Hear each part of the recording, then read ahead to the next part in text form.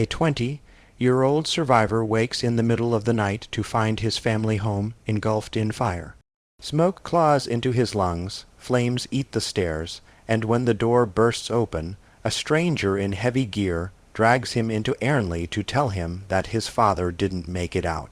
Broken, scarred, and hunted by grief, he clings to the one man who saved him, Ethan, a firefighter whose eyes carry both strength and secrets. In the hospital, their fragile bond begins, only to be torn apart when an investigator reveals the blaze was no accident. A jealous ex lurks in the shadows, a cliffside almost becomes a grave, and every breath between them burns hotter than the flames they escaped. Just as they dare to imagine a future attack of vows, of forever, past crashes back, demanding its price. Will love built in fire survive betrayal, obsession, and loss, or will the wedding never begin? I woke up choking. The air wasn't air anymore, it was black, thick, alive with heat. The moment I opened my eyes, I saw the glow. Orange, violent, crawling up the walls of my bedroom like it had been waiting for me to move. I coughed hard, the sound tearing my chest. My throat burned raw, my eyes watered until I could barely see.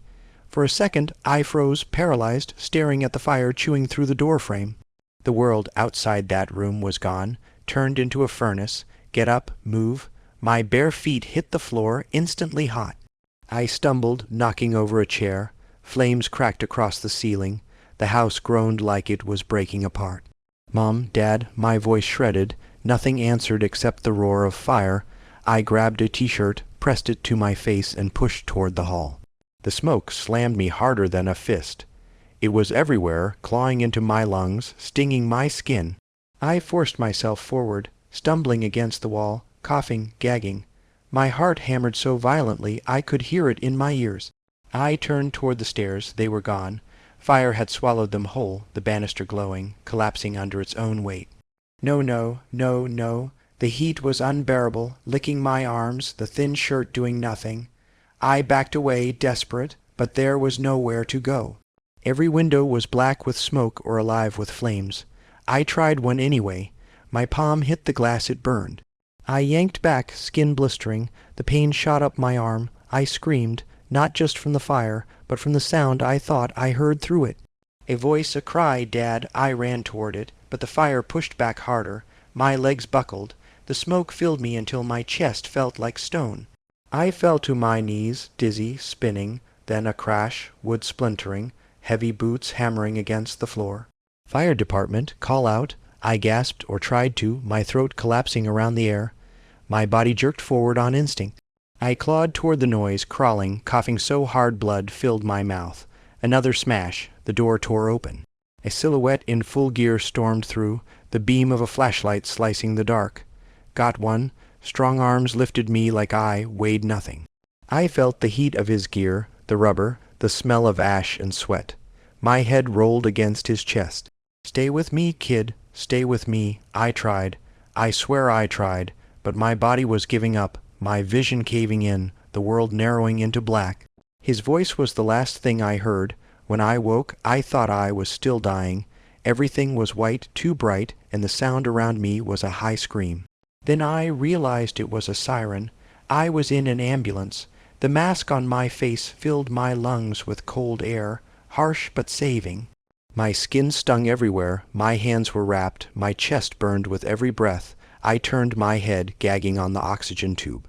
A man leaned close, not a doctor, not a stranger, the firefighter. His helmet was gone, his face slick with sweat and soot. His eyes green, hard, focused, met mine. "You're okay," he said. His voice was deep, rough, but steady. "You're alive?" I tried to speak, but the mask muffled me. My throat wouldn't let words out anyway. He didn't smile. He just looked at me for a long second, then lowered his voice. "There's something you need to know." My body tensed, waiting, praying. He hesitated, and that silence told me everything before his words did. "We pulled you out, but your father didn't make it." The siren wailed. My heart cracked open. I shook my head, no sound coming out, only a raw, broken gasp. The world tilted, blurred. Tears mixed with the sting of smoke in my eyes. I couldn't breathe, couldn't move. The firefighter stayed there, steady, holding me with his gaze like it was the only anchor in a collapsing world. "I'm sorry," he said, and in his voice I heard something more than duty, something human, the oxygen hissed. The siren screamed, and my life, as I knew it, was already gone. I woke to the beep of a monitor and the antiseptic taste of air. The ceiling tiles stared back in perfect squares. My throat was raw, my hands were wrapped. Every breath scuffed like it had to fight its way in. Dad was gone. I was 20, and a siren had split my life into before and after. A nurse with a violet lanyard checked my eye. "How's the pain?" "Manageable," I lied. She adjusted my oxygen. "The firefighter who brought you in is in the hall. Let him in?" I nodded. He stepped in carefully, as if noise could break something. Out of gear he seemed taller, steadier, the soot at his jaw refusing to leave. His eyes were the same as in the ambulance green, focused. "Hey," he said. "Im Ethan." "Noah," I answered, and my name felt different. He pulled a chair close. "How's your breathing?" Like I lost the instruction manual. A corner of his mouth tilted. Tiny burns marked his knuckles. Had been inside my house before I knew his name.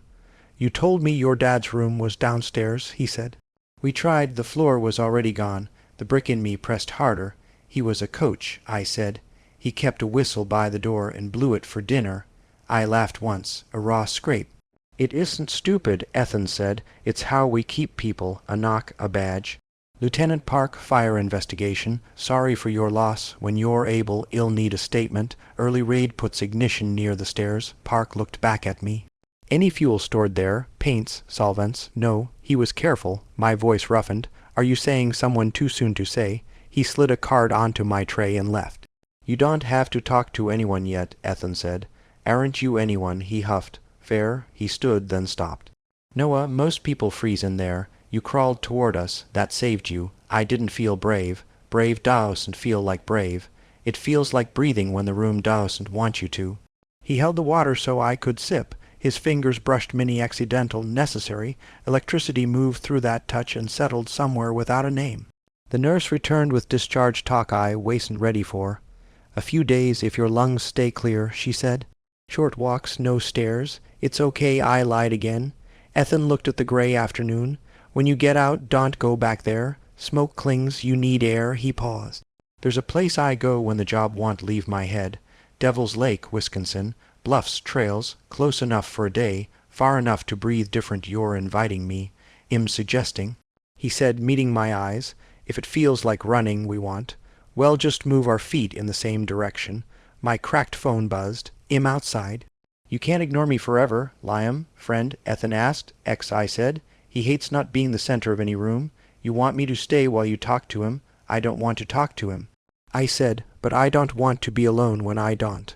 "Then you're not." He settled into the chair like he had ours. Liam came in without knocking. "Noah." He moved toward me, then saw Ethan. "Who are you?" "Ethan," he said. "We have history," Liam said. "I can take Noah to my place. It's safer." "History isn't oxygen," Ethan said. "He needs to breathe." "I'm staying here," I said, surprising myself with how even it sounded. "After that, I'll figure it out." Liam's jaw tightened. "You're making a mistake, maybe," I said, "but it'll be mine." He left with a soft curse he wanted me to hear. Ethan didn't fill the silence. He sat in it with me until the clock stopped feeling like a threat. "About Devil's Lake," he said finally. "When you're cleared, day hike, no pressure." He tore a page from a pocket notebook, wrote a number, then a last name, Ethan Hart. He slid it onto the tray. "Call or don't, I'll still be around. Why do you care?" He lifted one shoulder. "Because you lived, and because you looked at me like the siren was loud, but not louder than you." Night pooled at the window when Lieutenant Park returned. "Prelim lab," he said. "Residue consistent with an accelerant near the stairwell. Could be contamination, could be intentional. Don't panic yet." Cold went under my bandages. My father's careful hands, the whistle at the door. "He wouldn't, we're not saying that," Park said. "We're saying someone might have wanted the fire to move fast. Route insurance calls through us." He placed another card and left. I stared at the ceiling squares until they blurred. Someone had hurried the part that stole the stairs. "I'm on nights this week," Ethan said, standing. "If you can't sleep, text. I'll answer if I'm not crawling through smoke." "How do you keep going back in?" I asked. He considered. "There's a line between fear and purpose. The job keeps me on the right side of it." He rested a hand on the bed rail just a second, then reached the door. "Ethan," I said. He looked back. "Devil's Lake," I said. When I can walk farther than the restroom, he nodded once. My chest did something impossible. It expanded. When the door closed, the room shrank and widened at once. I held the paper with his name until the edges softened. Outside, the city stacked its lights like cautious promises. I had a number, a bruise where a life had been, and a trail on a horizon I hadn't believed in that morning. I typed Ethan's name into my phone and didn't hit save. 3 dots from Liam appeared, then vanished. I pictured a ridge, wind like cold water, and a steady hand at my elbow. Not yet, but soon if someone lit my past on purpose, the only way out was forward. Ethan picked me up the morning I signed discharge papers. The hospital smell clung to me like a bad dream that hadn't learned to leave. He parked a dark blue truck at the curb, stepped out in jeans and a faded FDT, and for a second I just stared at his forearm, strong, careful, marked by old burns that didn't ask for pity. Ready? He asked, as he'll ever be. The seat rode high, the belt crossed my chest where the dressing tugged. He checked it without touching me, hands hovering like he knew exactly how close was safe. When he pulled away, the city drifted behind us in square miles of glass and memory. Well, keep it light, he said. Trail up the bluffs, no hero moves. You say that to everyone you save. He breathed out a soft laugh. Only to the ones who listen. The road unwound north. Every mile put a finger between me and the house I couldn't picture without seeing orange. I held his notebook page in my pocket like a talisman, folded and refolded until the edges had the softness of cloth. At the park entrance, the lake opened like poured steel. Cliffs rose on the far side purple, then brown, then the color of old bone where the sun grazed. The air tasted clean in a way ID-forgotten air could taste. My lungs pulled it in like they were thirsty. How's the breathing? He asked, like the world remembered I exist. We started up the trail, steps cut into rock. Pines standing like quiet witnesses. I kept pace, slower than I wanted, faster than I could pretend. Ethan matched me, a half step behind, saying nothing unless I needed it. When a root curled across the path, he warned me. When a switchback crossed a drop, his hand hovered at my back, not touching, and almost that warmed more than the sun. I got a voicemail from the investigator. I said when the trail leveled. They found something near the stairs. Ethan's jaw moved once. Well, hear it together if you want. You don't have to carry that. I'm not carrying it. I'm just not letting you carry it alone. Wind pressed the scent of pine into my shirt. A hawk wrote a clean line through the sky. I told myself I was here to heal my lungs, and ended up healing places I didn't have names for. At the first overlook, the lake lay below like a tilted mirror. I stood too close to the edge before I knew it. The rock under my boot crumbled, the world tilted. Noah, his voice low, sharp cut through the rush in my ears. His hand closed around my forearm, firm and fast. Before I could think, he pulled me back, chest to chest. The breath punched out of me against him. His shirt was warm from the climb, mine was damp with effort. His fingers didn't let go until he felt both my feet find ground again. "I'm okay," I said, not trusting it. He didn't step away. His eyes held mine in a way that told me he was counting seconds until my body stopped shaking. Heat rose from the stone and from a place between us that wasn't sunlight. "You scared me," he said. "You don't scare easy. I do when it matters." He realized how close we were at the same instant I did. Neither of us moved. The wind went quiet just to watch.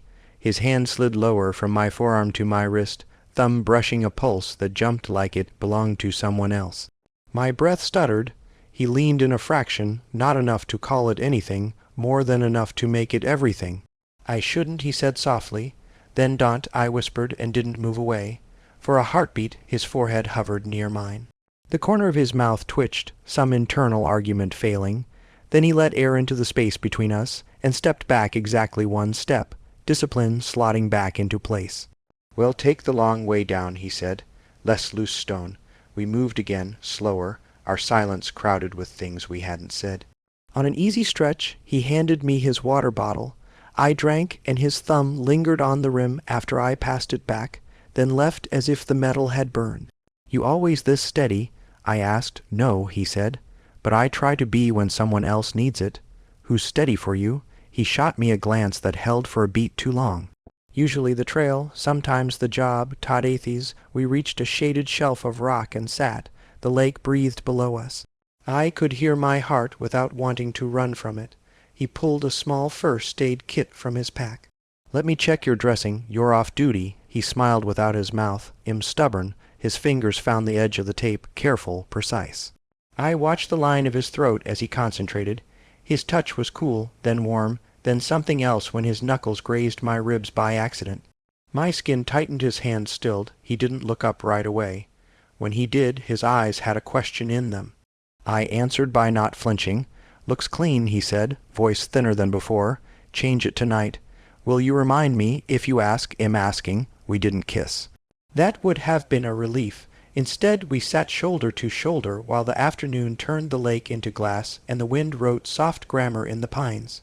He told me about his first fire, how he almost walked past a kid under a bed because fear made everything the size of a fist. I told him about my dad's whistle and the dinners you could time your life by. We traded small truths like contraband.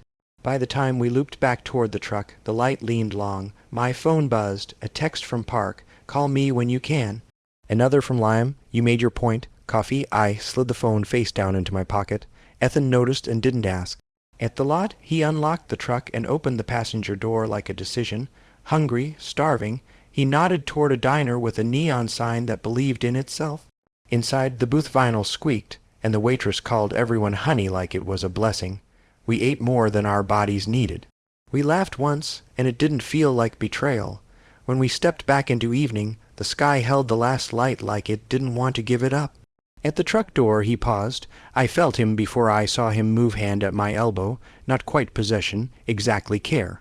"Text me when you're home," he said. "I could call you now," I said, "before the drive swallows the day." He looked at me the way the lake had looked at the cliffside, inevitable.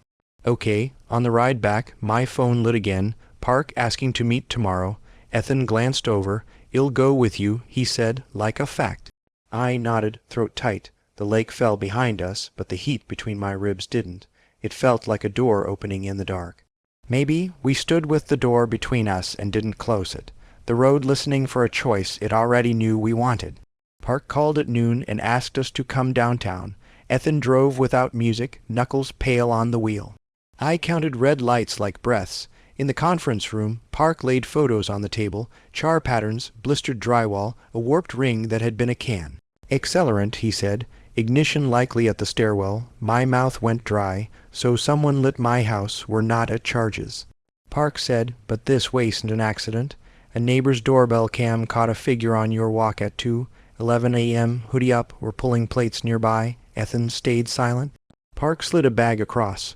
A scrap of melted plastic, black and smelling like a gas station, even through the seal. "Well, run it. There's also a partial print on your back door. Do you have suspects?" My voice didn't sound like me. "People with access and motive, insurance, debts, recent conflicts. We'll talk again tomorrow. Try not to spiral." On the sidewalk, the air felt thin. I turned on Ethan. "You knew." He didn't pretend. I suspected. "The way the fire moved, and you didn't tell me. I told you what you needed to breathe. You don't get to decide what I need." It came out louder than I meant. He was my father. Ethan's voice stayed even, "and you're alive.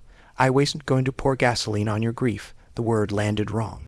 "Gasoline?" My chest tightened. "I don't need another person managing me."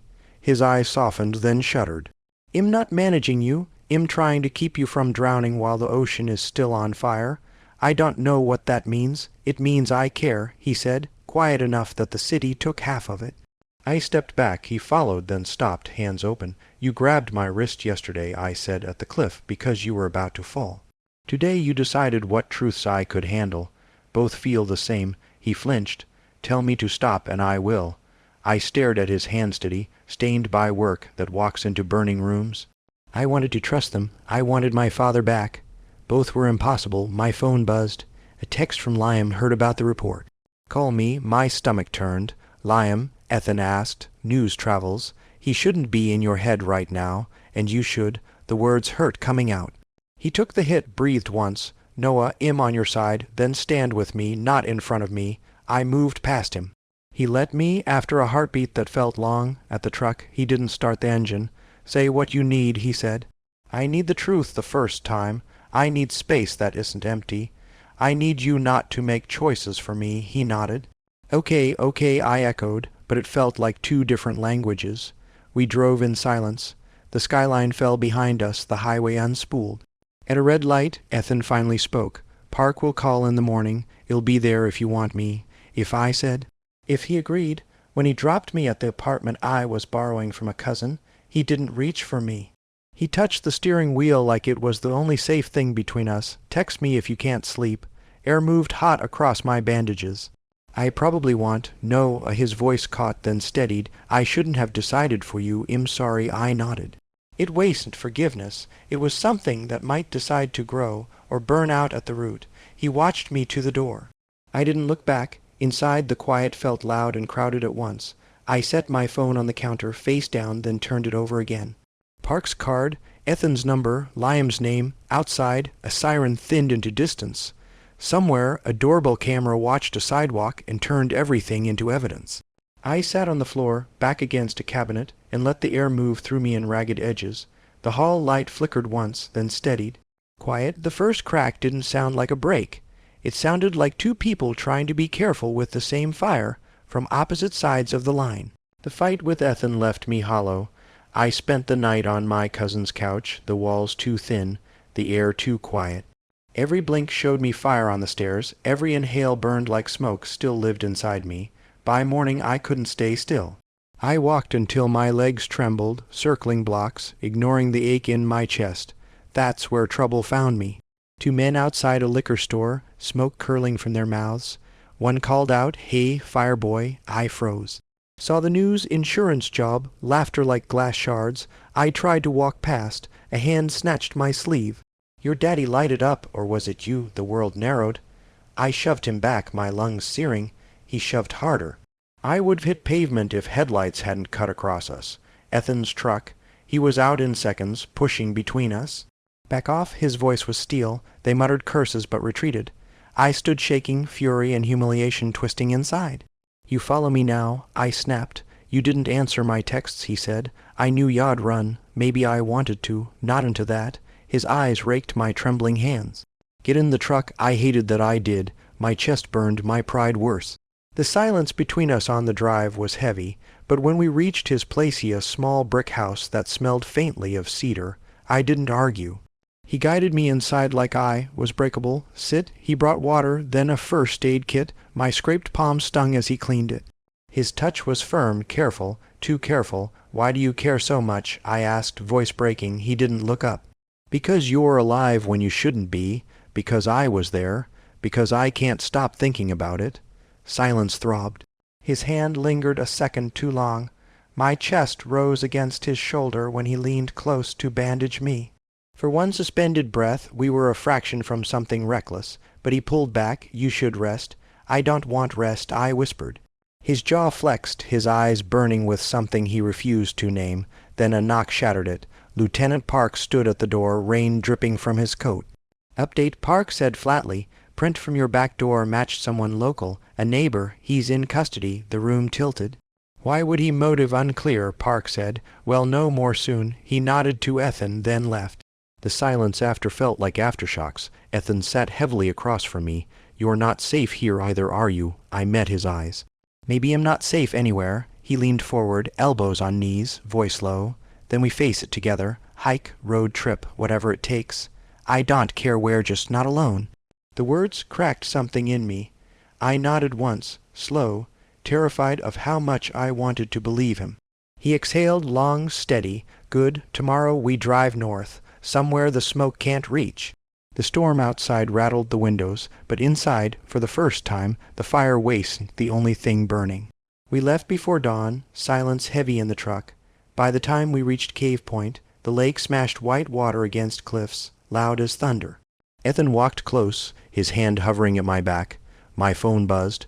"Park." We flipped the neighbor, paid cash. Source: Liam Carroll, warrant out. He may be heading your way. Before I could breathe, boots scraped behind us. "Noah." Liam's voice, hoodie up, eyes wild. "It wasn't supposed you paid someone to burn my house," I said. "I just wanted you back," he pleaded. "Smoke, scare, talk." "Not this. My father is dead." I cut him. Ethan stepped forward. "Back away," he warned. Liam moved too close to the edge. His foot slid on wet stone. He flailed, one hand clutching at nothing. I lunged without thinking. My boot slipped, but Ethan's arm yanked me back, ribs cracking against him. "Hold my boot," he barked. He dropped, grabbed Liam's wrist. I pressed against his leg, anchoring him. Liam dangled, eyes begging. "Noah, please, I could have let go." I didn't. "Pull," I said. Ethan hauled him back onto rock. Liam collapsed, gasping, small and broken. Sirens cut the wind. Deputies cuffed him within minutes, dragging him toward a cruiser. He shouted my name like it still mattered. Then he was gone. We sat on the stone, waves smashing below. My chest hurt, but not from smoke this time. Ethan looked at me like head run out of defenses. "You saved him," he said. "We did," he exhaled. "I can't keep pretending this is more than survival. I wake up thinking of your lungs. I check doors twice because of you. I don't do that for people I forget." Heat rose in me, sharp and certain. "I love you," I said, the words falling like a stone into water. His eyes closed once, then locked on mine. "I love you too." The cliff, the water, the whole world leaned closer. I took his hand palm to palm, scars fitting. "Then marry me," not as rescue, as choice. For a heartbeat he didn't answer. Then he nodded, steady, "Yes, but we do it Rightel Park, bury your father, build a life from stone, not ash." I laughed, broken and whole. "Okay." He pressed his forehead to mine, not quite a kiss, exactly a vow. The lake roared like it approved. We stood, fingers laced, the future raw but ours to name. The suit hung on the closet door, still tagged, the shoulders wider than mine but waiting to be claimed. My cousin's apartment smelled of pressed fabric and new leather shoes. The mirror threw back a version of me I didn't trust yet, a man trying on a future. On the dresser lay my father's whistle, tarnished, chain broken. I touched it once, set it beside Ethan's folded note, "Tomorrow. Noon, it'll be there before the music." The phone buzzed with messages. Park confirming court dates. My aunt asking if I was sure. Liam's number still blocked but glowing like a ghost in my mind. I turned them all face down. Ethan knocked lightly before stepping in. He carried nothing but his steady eyes. Nervous, he asked, "Yes." My laugh shook, but not about you. He adjusted my tie with rough fingers that had pulled men from fire. "Good," he said. "Fear's normal, regret isn't." For a moment we stood close, foreheads almost touching, the silence louder than any vow. He didn't kiss me. He didn't need to. The night pressed in. Tomorrow we would gather people, say words, sign papers. Today we stood in the pause between. I thought of the lake, the cliff, the edge wed both chosen not to fall from. "I don't know if this fixes anything," I whispered. "It doesn't," Ethan said. "It starts something." When he left, I sat on the bed, the whistle cold in my palm, the suit waiting. Outside a siren wailed far off, then faded into ordinary city hum. I breathed once, slow. If he turned back through that door, I would run to him. If not, I'd meet him tomorrow and make the choice again. The whistle gleamed faintly under the lamp. The suit shifted in the draft, as if someone had just stepped into it, and the night went on, holding its breath with me.